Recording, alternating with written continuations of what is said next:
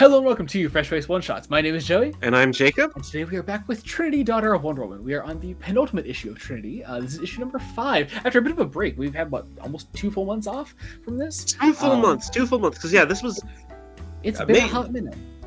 actually maybe more than 2 months if we look at release dates. Yeah, that's what I was thinking. It's somewhere around the 2-month range. Because they took a full month break. Yeah, And they shifted back a couple of weeks, I think, on Well, yeah, this usually doesn't come out in the last week of the month, I don't think. Yeah.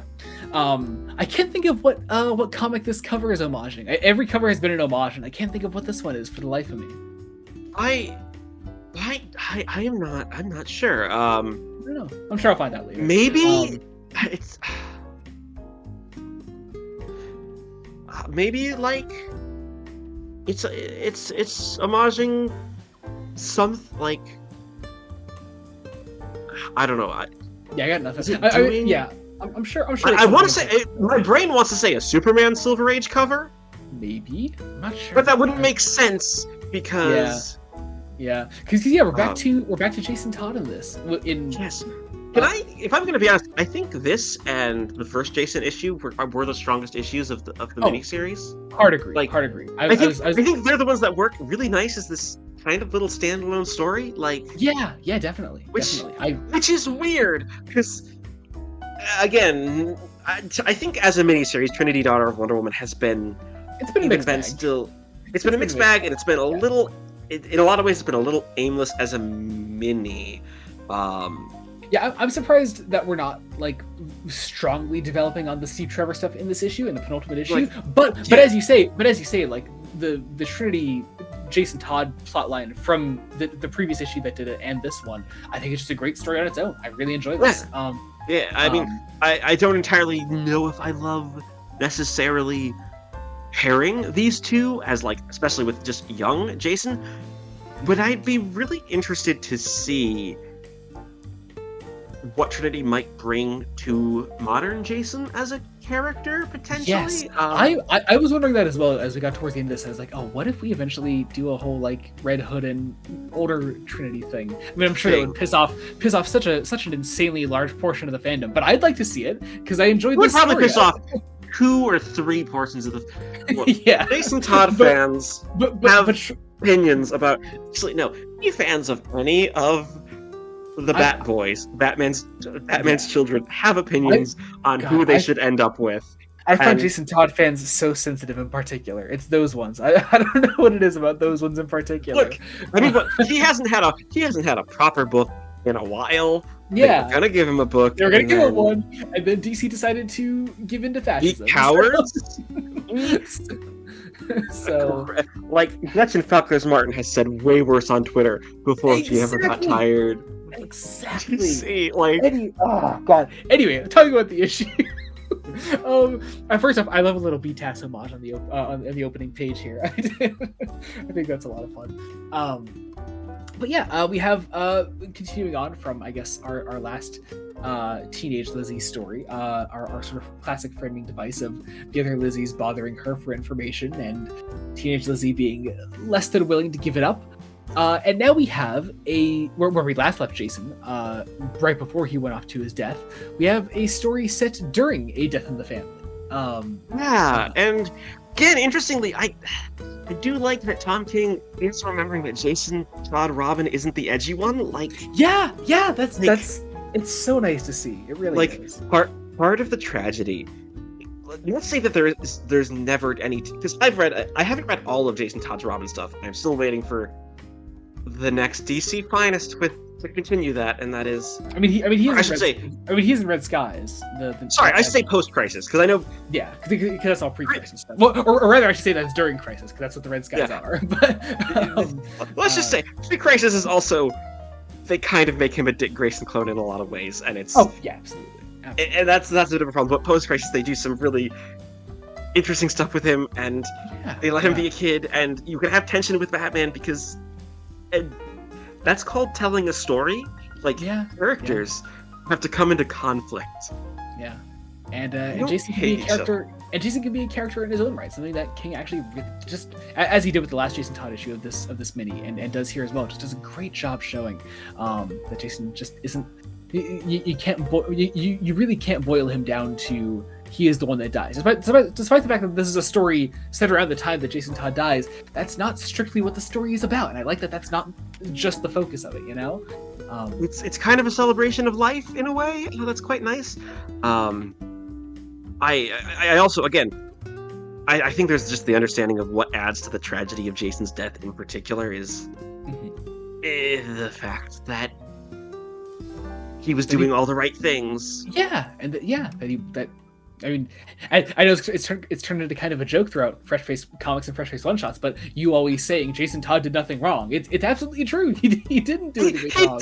He didn't. He was. World just hates him, and I mean that in universe and our world. Like, and God, just seeing Jason so happy with his almost girlfriend, now pretty much officially his girlfriend, a little teenage Lizzie. They're so cute together. I like the way King writes this relationship. And it works really nice. It's just like this teenage crush, like this. Yeah. This very much thing. I think maybe some of the John Kent as Super Corgi showing up occasionally is a bit pushing it a little bit, but then again we have to tie back. I do think it is adorable when Jason does see him and she's like, "Oh yeah, it's a scarecrow fear toxin thing. We're all just hallucinating the Super Corgi right now." And because they stopped Scarecrow from robbing a bank, which is very funny. Mostly, I mean. Yeah. Oh my God, just throwing a Scarecrow story in the middle of a Death in the Family is a hell of a choice. But it's a choice. It's a choice. I do really like Belen Ortega's Scarecrow design here. I think he looks awesome. It's very good. It's the mouth. It's the mouth that does it. Yeah, the way that moves. Yeah, it's great. Kind of a shame that it is just in one tiny miniseries and not like, hey, if we can get one backup story about John Kent and Damian Wayne as Corgis turned into an entire miniseries, we can get Belen Ortega Scarecrow turned into an entire miniseries. Start the campaign now. Someone ask if Fraction's going to do anything with Scarecrow, because get Belen Ortega on that shit right now. Yeah, it's great. I like the design, but yeah, we go out investigating this Corgi throughout the rest of the night. There is a kind of a funny Dark Knight Returns homage page that Ortega draws with Lizzie and Jason in the sky together, which is an odd choice, but I do like the posing, and Belen Ortega's art is just always a joy to look at.